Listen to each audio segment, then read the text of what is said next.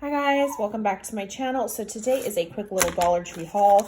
They had a few Scraggler Halloween items left. I have these ice cube trays. They're like little Dracula fangs, for resin.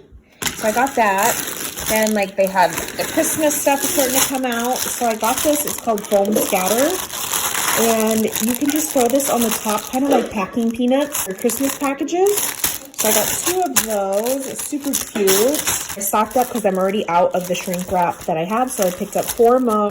I needed some black goodie bags. A 2-pack of mailers.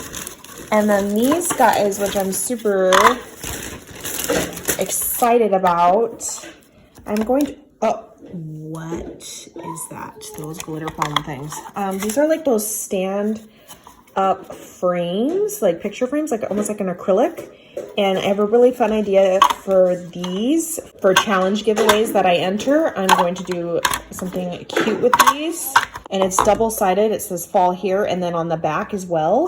But I did go ahead and use some 100% acetone. They're not the little cheapy 3-piece packs that they sell. But anyway, I wanted to see if I could alter this, and it did remove very easily. But look, it's almost like it's like it etched.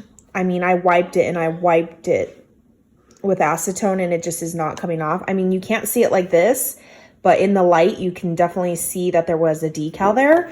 So when I go to make this, I'm definitely going to do a decal like up and down with my vinyl, some type of logo that's kind of like this, so that it's not as noticeable. So keep that in mind if you are going to alter any type of cups like this. That is my haul, and I will catch you guys on the next crafty video. Bye, guys.